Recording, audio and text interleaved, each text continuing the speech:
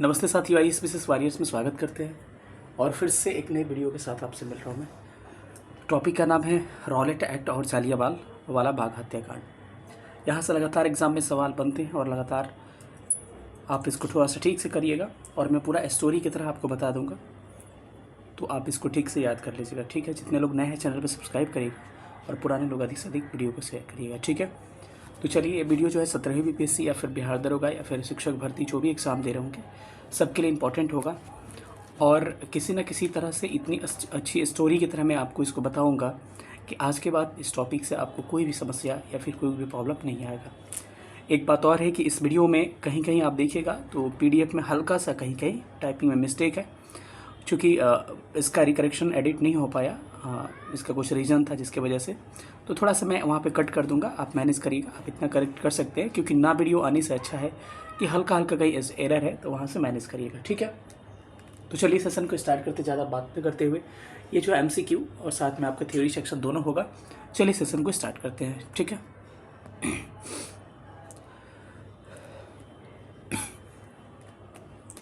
सबसे पहले कुछ बेसिक जानिएगा और बेसिक के साथ हम लोग चीज़ों को डील करेंगे। आपको याद होगा कि 1919 में सबसे पहले एक एक्ट आया था, सबसे पहले एक एक्ट बनाया गया था, एक कमेटी गठित की गई थी 1917 में। उस कमेटी को रॉलेट कमेटी कही गई और वही एक एक्ट बन के आता है 1919 में। ठीक है, अब कहानी समझिए, इस एक्ट का आने का भारत में कारण क्या था। इस एक्ट का भारत में आने का मुख्य कारण ये था कि भारत में कहीं ना कहीं क्रांतिकारी गतिविधियां बढ़ रही थी। मैं कह रहा हूँ कि भारत में कहीं ना कहीं क्रांतिकारी गतिविधियां बढ़ रही थी। उसी क्रांतिकारी गतिविधियों को रोकने के लिए और लोगों पे लगाम लगाने के लिए एक्ट लाया गया। उस एक्ट को रॉलेट एक्ट के नाम से जाना जाता है। यह ऐसा था कि भारत में क्रांतिकारी विचारधारा को फैलने से रोकने के लिए इसको लाया गया था कि कहीं आप जो स्पेशल कंडीशन में इमरजेंसी के टाइम पे सारी परिस्थितियां जो लागू होती थी वो रॉलेट एक्ट में लाया गया। इस कानून को कहा जाता है कि रॉलेट एक्ट। यहाँ पे सारा लिखा गया, यही एरर है, मैं कह रहा हूँ कहीं एरर होगा। ठीक है, रॉलेट एक्ट, इसको काला कानून भी कहते हैं। बिना वकील, बिना अपील और बिना दलील भी कहा जाता है। इसका कारण यह है, इसके कहने का कारण कि बिना कोई वकील का, बिना अपील का और बिना दलील का, बिना सबूत का, मतलब आपको वारंट, बिना वारंट के आपको गिरफ्तार किया जा सकता है और आपको बंदी बनाया जा सकता है। ठीक है, और आपको जेल में बंद किया जा सकता है। ऐसी परिस्थितियाँ थी। The anarchical and revolutionary crime act भी कहा जाता है इसको, कई बार एग्जाम में पूछा है, तो इसको भी ध्यान रखिएगा। और ये किसकी अध्यक्षता में ये कमेटी गठित की गई थी, तो एक सर सिडनी रॉलेट थे, इन्हीं की अध्यक्षता में एक कमेटी गठित की गई थी, इसीलिए इस एक्ट का नाम आपको रॉलेट एक्ट पड़ा। और ये मुख्यतः इस कमेटी को सेडिशन कमेटी भी कहते थे, तो इसको भी थोड़ा सा ध्यान रखिएगा। कई बार एग्जाम में पूछा है कि रॉलेट एक्ट किस कमेटी पर आधारित थी, तो सेडिशन कमेटी, थोड़ा सा ध्यान रखिएगा।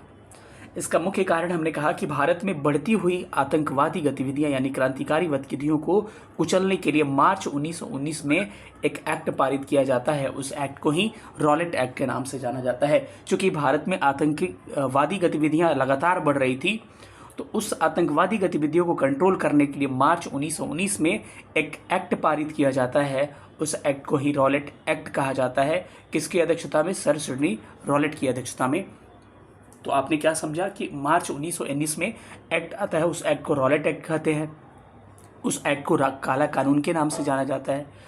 फिर उसे कहते हैं the anarchical and revolutionary act crime act भी कहा जाता है इसको, या फिर कहें तो बिना वकील, बिना दलील और बिना अपील एक्ट भी कहा जाता है इसको। ठीक है, तो कभी पूछा जाए कि इसका मुख्य मकसद क्या था, तो भारत में क्रांतिकारी गतिविधियों को बढ़ने से रोकने के लिए कंट्रोल करना ही क्या था, रॉलेट एक्ट का मुख्य कारण था। ठीक है, अब इसके तहत अंग्रेज सरकार चाहे जिसे बिना मुकदमा चलाए ही जेल में बंद रख सकती है। आप सोच सकते हैं कितनी बड़ी बात है कि अंग्रेजी सरकार बिना किसी मुकदमा चलाए हुए, एक काटा नहीं हूँ, ये गलती से यहाँ ट्रिक हो गया मेरे से, बिना मुकदमा चलाए हुए आपको जेल में बंद कर सकती है। और इसी रॉलेट एक्ट के विरोध में जगह जगह क्या होने लगी आपको, और आंदोलन होने लगे। मैंने क्या कहा कि इस रॉलेट एक्ट के विरोध में जगह जगह आंदोलन आपके स्टार्ट हो गए। ठीक है, उस आंदोलन के क्रम में सबसे पहले आपको आंदोलन देखने को मिलता है कहाँ पर, तो आप देखिएगा कि सबसे पहले आंदोलन आपको देखने को मिलता है, मैं बता रहा हूँ, सबसे पहले आंदोलन आपको विभिन्न जगहों पे देखने को मिलता है। उदाहरण के लिए मैं बता रहा हूँ कि पंजाब कहिए, अहमदाबाद कहिए, विभिन्न स्थानों पर क्या होने लगी, आपको क्रांतिकारी गतिविधियाँ धीरे धीरे आरंभ होने लगी। कारण क्या था कि इस एक्ट में ऐसी ऐसी गतिविधियाँ पे आपको लोगों पे लगाम लगाना था और लोगों के बर्दाश्त हुआ नहीं। तो मुझे लग रहा है कि मेरी बातों को अच्छी तरह से समझ पा रहे होंगे। तो रॉलेट एक्ट के प्रति उत्तर में गांधी जी ने 6 अप्रैल 1919 को रॉलेट सत्याग्रह शुरू किया। रॉलेट एक्ट कब आया? मार्च 1919 में। और इसके प्रति उत्तर में गांधी जी ने 6 अप्रैल 1919 में रॉलेट सत्याग्रह शुरू किया, जो अखिल भारतीय स्तर राजनीति में गांधी जी का क्या था, एक साहसिक कदम था। तो मैंने कहा था कि चंपारण सत्याग्रह जो था गांधी जी का पहला आंदोलन नहीं था अखिल भारतीय स्तर पे, अर्थात कहें तो राष्ट्रीय स्तर पर। तो इसीलिए कहा जाता है कि अखिल भारतीय स्तर पर गांधी जी का पहला साहसी कदम क्या था, आपको रॉलेट एक्ट था, ये सवाल पूछा जाता है। तो गांधी जी क्या किए? रॉलेट एक्ट सत्याग्रह शुरू किए। किसके विरोध में? भाई याद रखिएगा, रॉलेट एक्ट के विरोध में, क्योंकि रॉलेट एक्ट में वो चीज़ें थी जो लोगों की स्वतंत्रता पर क्या लगा रही थी, लगाम लगा रही थी। मेरी बातें आप समझ पा रहे होंगे। अब आइए फिर स्टोरी को कंटिन्यू करते हैं कि सबसे पहले रॉलेट एक्ट आता है मार्च 1919 में। क्यों? लोगों की क्रांतिकारी गतिविधियों को कंट्रोल करने के लिए। इसके विरोध में जगह जगह और आतंकी गतिविधियां होने लगती हैं और गांधी जी वहीं रॉलेट सत्याग्रह की शुरुआत करते हैं 6 अप्रैल 1919 को। गांधी जी ने तो तारीख का ऐलान कर दिया कि 6 अप्रैल 1919 से क्या होगा, रॉलेट सत्याग्रह होगा, लेकिन तारीख की गलतफहमी हो गई। मतलब कई लोगों को, जैसे 1857 की क्रांति में क्या हुई कि क्रांति शुरुआत का डेट कुछ और था, 31 मई था, लेकिन क्रांति कहीं ना कहीं 10 मई से ही शुरू हो गया, मेरठ से। यही यहाँ पे भी वही था, फ़ोन था नहीं, तो लोगों में गलतफहमी फैली और कहीं ना कहीं 6 अप्रैल का जो डेट था उससे पहले ही धीरे धीरे रॉलेट एक्ट जो था, सत्याग्रह जो था, रॉलेट एक्ट के विरुद्ध होने वाला रॉलेट सत्याग्रह था, धीरे धीरे लोगों में स्टार्ट होने लगा। अनेक जगहों पर क्या होने लगी, हिंसक आंदोलन होने लगे और कलकत्ता, पंजाब, बम्बई, दिल्ली, अहमदाबाद, अमृतसर इत्यादि स्थानों पर बड़े पैमाने पे हिंसा होने लगे। क्यों? क्योंकि लोगों की मतलब स्वतंत्रता पर लगाम लगा रहा था रॉलेट एक्ट, इसीलिए लोग आंदोलन करने लगे। और गांधी जी का जो डेट डिसाइड था उस डेट से पहले ही आंदोलन शुरू हो गया, क्योंकि कहीं ना कहीं क्या था, आपको डेट में गलतफहमी मतलब आ गई थी। ठीक है। और सबसे अधिक ये चीज़ प्रभावित क्या रहा, अमृतसर रहा। अंग्रेजी सरकार जो थे इस आतंकवादी गतिविधियों को कंट्रोल होने के लिए 13 अप्रैल 1919 को जालियांवाला बाग हत्याकांड के रूप में कार्रवाई करते हैं। तो कहानी क्या समझी आप? सबसे पहले आतंकवादी गतिविधि को कंट्रोल करने के लिए सबसे पहले रॉलेट एक्ट आता है मार्च 1919 में। चूँकि रॉलेट एक्ट बना रहता है जनवरी में, लेकिन एक्ट आता कब है, पास होकर मार्च 1919 में। इसको ध्यान रखिएगा। गांधी जी इसके प्रति उत्तर में रॉलेट सत्याग्रह शुरू करते हैं 6 अप्रैल 1919 को, लेकिन कहीं ना कहीं गलतफहमी की वजह से उससे पहले ही आंदोलन जगह जगह शुरू हो जाते हैं। और अंग्रेज इसको कंट्रोल करने के लिए क्या करते हैं, कार्रवाई, दमनात्मक कार्रवाई शुरू करते हैं। उसी दमनात्मक कार्रवाई में एक घटना घटती है जिसको कहते हैं, जो काला डे है हमारे ज़िंदगी का, मतलब कहते हैं कि हमारे स्वतंत्रता आंदोलन का एक ब्लैक डे माना जाता है 13 अप्रैल 1919 का दिन, जिस दिन जालियांवाला बाग हत्याकांड हुआ था। तो जालियांवाला बाग हत्याकांड कहीं ना कहीं रॉलेट सत्याग्रह से ही उपजा हुआ चीज़ें थी। आपको समझ में बातें आ रही होगी। अब क्या किए कि गांधी जी रॉलेट सत्याग्रह को अप्लाई करने के लिए 3 राजनीतिक मंचों का प्रयोग किए। तो कभी पूछा जाएगा कि क्या क्या प्रयोग किए, तो होम रूल लीग, खिलाफत एवं सत्याग्रह का इन्होंने प्रयोग किया था। ठीक है। और इसी के विरोध में रॉलेट सत्याग्रह के समय ये भी सवाल पूछा गया है कि स्वामी श्रद्धानंद जो थे लगान न देने का आंदोलन चलाए थे दिल्ली में, कब, 30 मार्च 1919 को। तो सवाल ये पूछेगा कि रॉलेट सत्याग्रह में किसने लगान न देने के लिए आंदोलन चलाया था। उनका नाम था स्वामी श्रद्धानंद, शाहजानंद नहीं, स्वामी श्रद्धानंद थे, जो 30 मार्च 1919 को उन्होंने लगान न देने के लिए आंदोलन चलाया था। और रॉलेट एक्ट के समय भारत का वायसराय कौन था, तो इस बात को याद रखिएगा कि रॉलेट एक्ट के समय भारत का जो वायसराय था उसका नाम था लॉर्ड चेम्सफोर्ड। क्योंकि लॉर्ड चेम्सफोर्ड का कार्यकाल क्या रहा भाई, 1916 से लेकर 1921 था। तो कहीं ना कहीं इसी काल में 1919 में रॉलेट सत्याग्रह हुआ, इसी के समय आपको जालियांवाला बाग हत्याकांड हुआ, इसी के समय असहयोग आंदोलन हुआ। तो सारी घटनाओं को आप, इसी के समय खिलाफत आंदोलन हुआ, तो कहीं ना कहीं सारी घटनाओं को आप एक बार ध्यान दे सकते हैं। ठीक है। तो चलिए अगले सेशन पे चलते हैं। अब इन घटनाओं के बाद से आते हैं हम जालियांवाला बाग हत्याकांड पे। ये कब हुई थी, देखिए फिर यहाँ पे टाइपिंग एरर है। कब हुई थी यहाँ पर? 13 अप्रैल 1919 को। इसको करेक्ट कर लीजिएगा। मैं बार बार कह रहा हूँ कि आज के पीडीएफ में मैं जैसे बार बार पीडीएफ देखने के बाद से देखिए, मैं बना के इधर लिख के भेजता हूँ, उधर से पीडीएफ बन के आता है, फिर करेक्शन करता हूँ, लेकिन कहीं ना कहीं पीडीएफ बनाने वाले जो हैं अवेलेबल नहीं है यहाँ पर पटना में, तो इसीलिए हिस्ट्री का क्लास भी 2-3 दिन नहीं आएगा, तो ज्योग्राफी 3 दिन अब आने वाला है।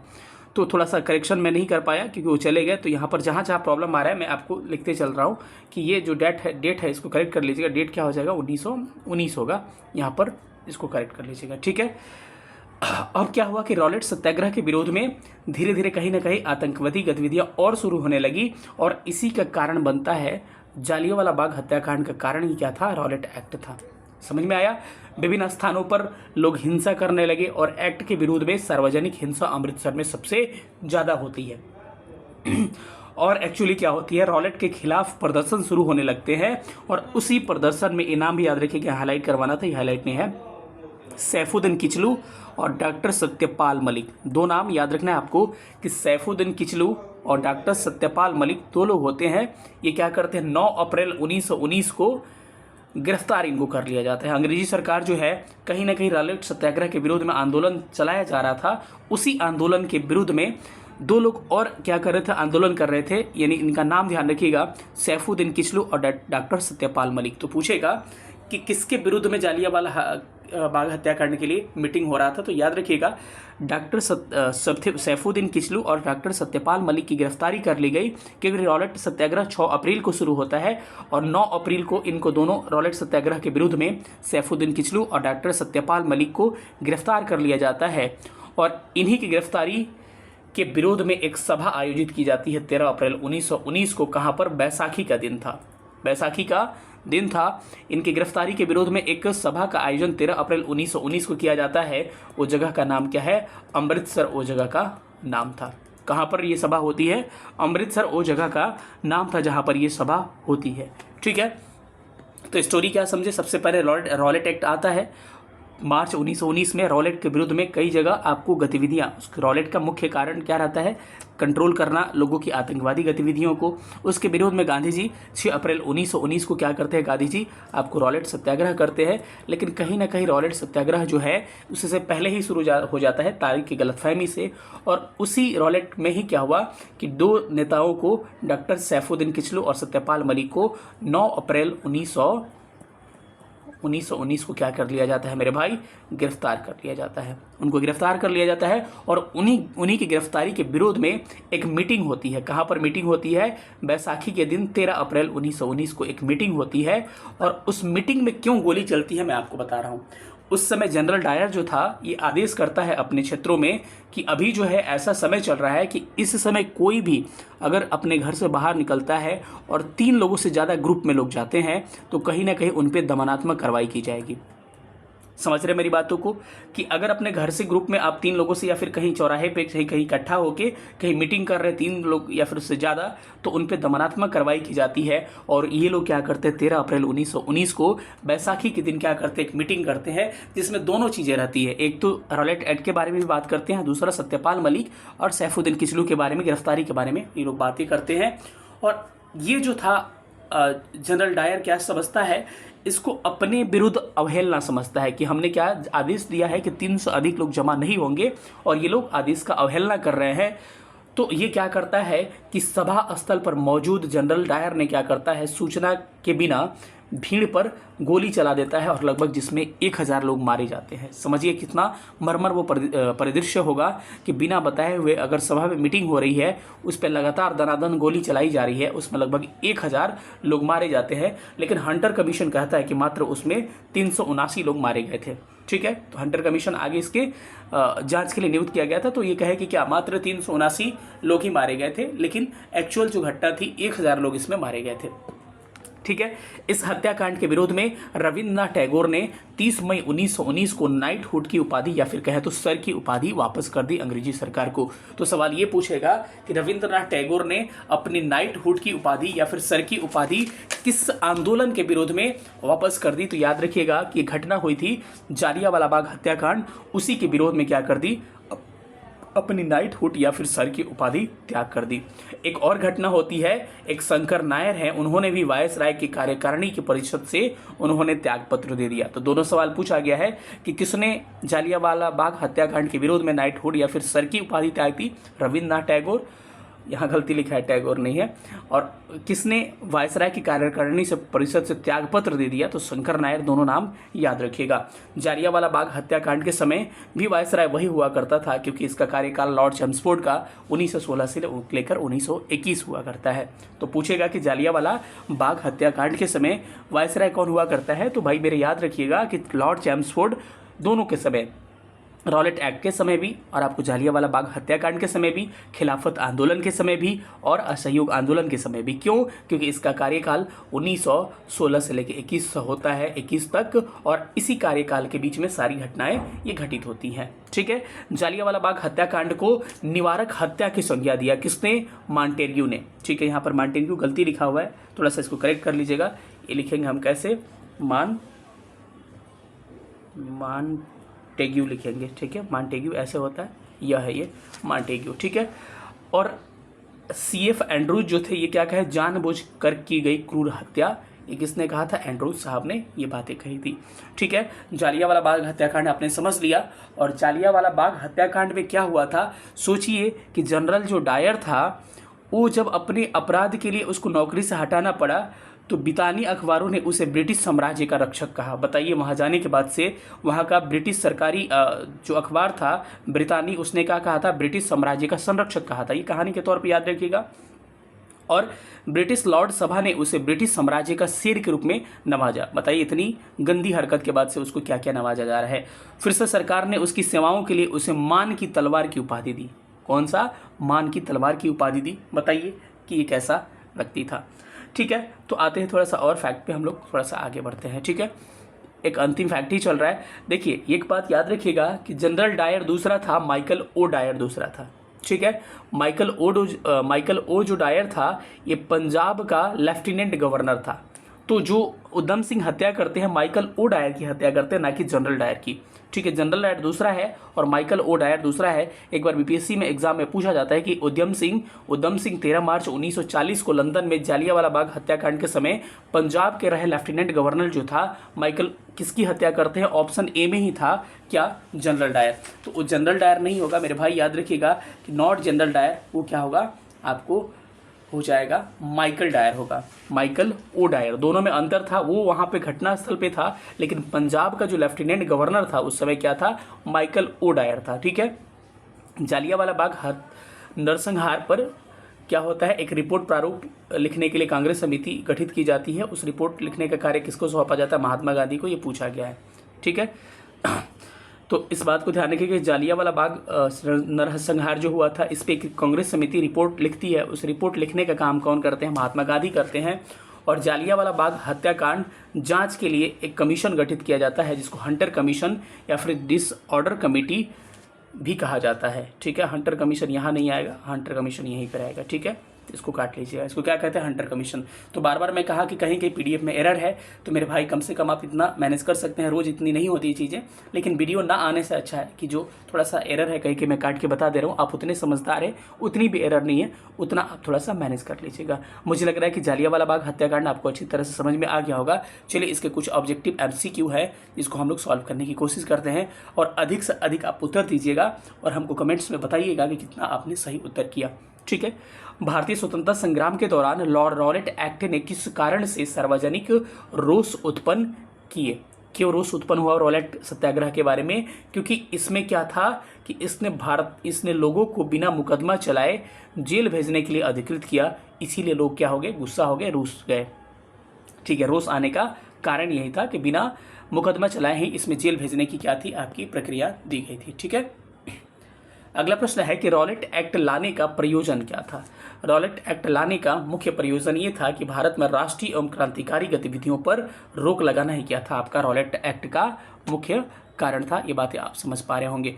चलिए अगले क्वेश्चन पर आते हैं। क्वेश्चन नंबर 3 देखते हैं कि क्वेश्चन नंबर 3 क्या कह रहा है कि रॉलेट सत्याग्रह के संदर्भ में निम्नलिखित में से कौन सा कथन सही है?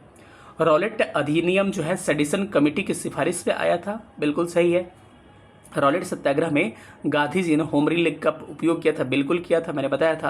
यानी कि स्टेटमेंट नंबर 1 और 2 इज करेक्ट। साइमन कमीशन के आगमन के विरुद्ध हुए प्रदर्शन रॉलेट सत्याग्रह के साथ हुआ था? बिल्कुल नहीं, ये साइमन कमीशन कहीं ना कहीं 1928 की घटना है। तो 1 और 2 इज करेक्ट, यानी कि ऑप्शन बी इज करेक्ट। ठीक है, आते हैं अगले क्वेश्चन पे।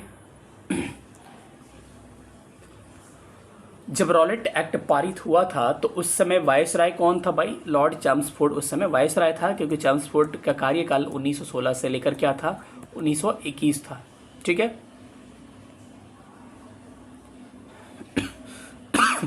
रॉलेट एक्ट भारतीय राष्ट्रीय कांग्रेस के ने विरोध किया, क्योंकि इसका लक्ष्य क्या था?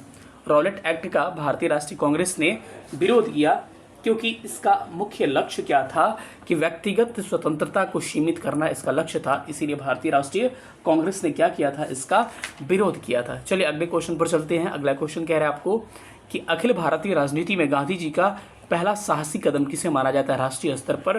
तो रॉलेट सत्याग्रह ही क्या था? गांधी जी का पहला अखिल भारतीय राजनीति में साहसिक कदम था, रॉलेट सत्याग्रह। ठीक है, रॉलेट एक्ट के विरोध में किसने लगान न देने के लिए आंदोलन चलाने का सुझाव दिया था? तो उनका नाम क्या था? स्वामी श्रद्धानंद इनका नाम था। तो क्या हो जाएगा आपका? Option D is correct. The anarchical and revolutionary crime act 1919 को सामान्य बोलचाल की भाषा में क्या कहते हैं? कुछ नहीं कहते हैं, इसको रॉलेट एक्ट के नाम से जाना जाता है। ठीक है, अगर आप टिक नहीं कर पा रहे हैं तो वीडियो पॉज करके थोड़ा सा टिक करते चलिएगा, क्योंकि फास्ट चल रहा हूँ, क्योंकि वीडियो लंबी हो जाएगी। ठीक है, जालियांवाला बाग हत्याकांड कब हुआ था भाई? 13 अप्रैल 1919 को हत्याकांड क्या हुआ था? अमृतसर में। जगह कौन था भाई? अमृतसर जगह था जहां पर जालियांवाला बाग हत्याकांड को आपको अंजाम दिया गया था। जालियांवाला बाग नरसंहार किस गांधीवादी सत्याग्रह के संबंध में था? तो रॉलेट सत्याग्रह, जिसकी शुरुआत कब होती है भाई? 6 अप्रैल 1919 को इसकी शुरुआत होती है। और रॉलेट एक्ट आता कब है? मार्च 1919 में क्या आता है? मार्च 1919 में आपका रॉलेट एक्ट आता है। तो दोनों को थोड़ा सा ध्यान रखिएगा आप लोग। ठीक है, जालियांवाला बाग कत्लेआम किस शहर में हुआ था? सबको पता है, ये अमृतसर में हुआ था। अमृतसर शहर था पंजाब का, वहां पे हुआ था। जनरल डायर का नाम किस घटना से जुड़ी होती है? तो आपको पता है कि आपको जालियांवाला बाग हत्याकांड से जनरल डायर की घटना का नाम जुड़ा होता है। ठीक है, जालियांवाला बाग में प्रदर्शन करने के लिए लोग क्यों जमा हुए थे? गांधी जी और लाला लाजपत राय की गिरफ्तारी? बिल्कुल नहीं। किचलू और सत्यपाल मलिक के बंदी बनाए जाने के प्रदर्शन के लिए लोग वहां इकट्ठा हुए थे। इनको 9 अप्रैल 1919 को क्या बनाया गया था? इनको बंदी बनाया गया था। और ये लोग कब इकट्ठा हुए थे? 13 अप्रैल 1919 को ये इकट्ठा हुए थे। उसका दिन क्या था आपका? उस समय दिन था वैशाखी था, उस दिन वैशाखी का समय था। इसको आप थोड़ा सा ध्यान रख सकते हैं। ठीक है, चलिए आगे की घटनाओं को थोड़ा सा देखते हैं। किसके विरोध प्रदर्शन के अभिप्राय के रूप में रविंद्रनाथ टैगोर ने अपनी सर की उपाधि या फिर नाइटहुड की उपाधि का त्याग दे दिया? तो जालियांवाला बाग हत्याकांड। तो रविंद्रनाथ टैगोर ने 30 मई 1919 को नाइटहुड या फिर सर की उपाधि त्याग दी। और शंकर नायर ने अपने वायसराय की कार्यकारिणी परिषद से क्या कर दी? उन्होंने इस्तीफा दे दी। इस बात को भी आप थोड़ा सा गौर करिएगा। ठीक है, रविंद्रनाथ टैगोर ने अपनी नाइटहुड की उपाधि त्याग दी। इसका कारण क्या था? इसका कारण था सविनय अवज्ञा आंदोलन तो था नहीं, भगत सिंह को फांसी देना था नहीं, चौरा चौरी था नहीं। तो क्या था? जालियांवाला बाग हत्याकांड, यानी का ऑप्शन सी करेक्ट हो जाएगा। ठीक है, जालियांवाला बाग हत्याकांड के विरोध में वायसराय कार्यकारिणी परिषद से किसने त्यागपत्र दे दिया? तो उनका नाम क्या था? शंकर नायर उनका नाम था, जिन्होंने त्यागपत्र दे दिया। ठीक है, निम्नलिखित में से घटनाओं का सही क्रम सजाना है। बहुत ही बेहतरीन प्रश्न है, इसको क्रम हम लोग सजाते हैं। ठीक है, सबसे पहली घटना आपको आती है जालियांवाला बाग हत्याकांड कब होता है? नरसंहार होता है मेरे भाई 13 अप्रैल 1919 को। कब? 13 अप्रैल 1919 को ये घटना को अंजाम दिया जाता है। ठीक है, सत्यपाल मलिक को कब बंदी बनाया जाता है मेरे भाई? इनको गिरफ्तार किया जाता है 9 अप्रैल 1919। दोनों घटनाएं 9 और 13 हो गई। अमृतसर 1919 का अमृतसर अधिवेशन कब होता है? आपको पता है कि मैक्सिमम कांग्रेस का अधिवेशन दिसंबर महीने में होता है। और दिसंबर 1919 को क्या होता है? कांग्रेस का अधिवेशन अमृतसर में होता है। ठीक है, तो इनका क्रम सजाइएगा। तो सबसे पहले घटना क्या आएगा? जालियांवाला बाग आएगा 1 नंबर पे। दूसरे स्थान पे क्या आएगा? आपको सत्यपाल मलिक की गिरफ्तारी, सॉरी मेरे भाई, सबसे पहले क्या होगा, सत्यपाल मलिक की गिरफ्तारी होगी 9 अप्रैल को, फिर जालियांवाला बाग हत्याकांड होगा 13 अप्रैल को, उसके बाद से कांग्रेस का अधिवेशन होगा आपको दिसंबर 1919 में। इस तरह से घटनाओं को सजाते हैं तो 213 इसका क्या हो जाएगा, करेक्ट आंसर हो जाएगा, यानी कि option A is correct answer. ठीक है। हंटर आयोग की नियुक्ति क्यों की गई थी, उसके नियुक्ति का कारण क्या था कि जालियांवाला बाग हत्याकांड को लेके उसका जांच करना उसके कारण था। ठीक है। लंदन में 13 मार्च 1919 को सर माइकल ओ डायर को गोली मारकर किसने हत्या कर दी, उनका नाम था उधम सिंह। तो उधम सिंह ध्यान रखिएगा, और कभी भी माइकल ओ डायर को ऑप्शन में लीजिएगा। ठीक है। अच्छा, मदन लाल ढींगरा ने किसे मारा था, कर्जन वाइली को। कर्जन वाइली की हत्या मदन लाल ढींगरा ने कब किया था, 1909 में किया था। इस बात को भी आपको ध्यान रखना है। ठीक है। जालियांवाला बाग नरसंहार पर कांग्रेस जांच समिति रिपोर्ट के प्रारूप लिखने का कार्य किसने किया था, Mahatma Gandhi is correct answer. ठीक है। 1919 में जघन्य जालियांवाला बाग हत्याकांड भारत के वायसराय उस समय कौन हुआ करता है, चैम्सफोर्ड, क्योंकि बार बार कह रहा हूँ कि 1916 से लेकर 1921 इसका कार्यकाल हुआ करता है। ठीक है। तो ये घटनाएं समझ में आ गई। निम्नलिखित में से घटनाओं में से किस एक को मॉन्टेग्यू ने निवारक हत्या का क्या किया था, विशेषकृत किया था, तो वो घटना कौन थी, जालियांवाला बाग हत्याकांड को मॉन्टेग्यू क्या करता है, निवारक हत्या की संज्ञा देता है। ठीक है। तो मुझे लग रहा है कि आपको सेशन बहुत ही बढ़िया लगा होगा। स्टोरी की तरह से सारी चीज़ें मैंने समझा भी दिया, और उतना ज़्यादा बड़ा वीडियो भी नहीं हो पाया। मैं यही चाह रहा था कि वीडियो थोड़ा सा छोटा हो, क्योंकि आसानी से सब लोग देख पाए। ठीक है। अच्छे से प्यार दीजिएगा, और मैं एक बात कह रहा हूँ कि जितने लोग वीडियो को देखिएगा, कम से कम भाई उसी के आसपास लाइक होने चाहिए। अगर आप पसंद करते हो, प्यार करते हो, आपको लगता है कि वीडियो वाली आपके लिए हेल्पफुल है, तो प्लीज़ सब कोई सपोर्ट करिएगा, लाइक करिएगा, क्योंकि लाइक करने से वीडियो ज़्यादा आप दूर तक जाती है और लोगों तक यूट्यूब ज़्यादा शो करता है। तो ठीक है, प्लीज़ वीडियो को लाइक करिएगा अधिक से अधिक, क्योंकि आपकी एक लाइक से क्या चला जाता है, आपके लिए इतना मेहनत करता हूँ, कंटेंट बनवाना, कंटेंट करेक्ट करवाना, बहुत सारी चीज़ें। ठीक है।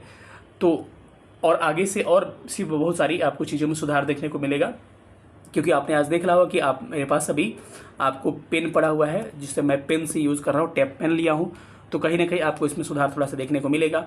आगे आपको माइक भी आएगा, आपको माइक भी लेने वाला हूँ वायरलेस। उससे क्या होगा, थोड़ा सा इन्वेस्टमेंट कर रहा हूँ, थोड़ा सा अच्छा आवाज़ और जाएगा, आपको बिल्कुल परेशानी नहीं होगी। तो बस आपका काम क्या है कि आपके लिए इतनी चीज़ें करता हूँ, तो आप भी हमें प्यार दीजिए। आपका लगातार क्वेरी था ज्योग्राफी का, तो ज्योग्राफी का सेशन जो है कल से मैं स्टार्ट कर रहा हूँ, और आपको यकीन नहीं होगा, मात्र 3 या 4 दिनों में आपको ऐसे बना दूंगा कि लगेगा कि ज्योग्राफी का 70% सिलेबस आपका खत्म हो गया। क्योंकि इससे पहले मैं क्लाइमेट पढ़ा चुका हूँ और भारत का सामान्य परिचय पढ़ा चुका हूँ। तो जो लोग नहीं देखें वीडियो को, जाकर प्लेलिस्ट में ज्योग्राफी के वीडियो में क्लाइमेट, जलवायु और भारत का सामान्य परिचय देख लीजिए। और उम्मीद करते हैं कि कल लगातार 3 दिन में लगातार ज्योग्राफी के 3 वीडियो आने वाले हैं, और ऐसे वीडियो आएंगे जो ज्योग्राफी के एक बहुत बेहतरीन चैप्टर है, क्योंकि इंडियन ज्योग्राफी से ही ज़्यादा सवाल पूछा जाता है, तो पहले हम टारगेट इंडियन ज्योग्राफी का ही कर रहे हैं। ठीक है। सेशन कैसा लगा सब लोग बताइएगा। फिर मिलेंगे किसी अगले वीडियो में, तब तक अपना ख्याल रखिएगा। सेशन देखने, थैंक यू सो मच, जय हिंद।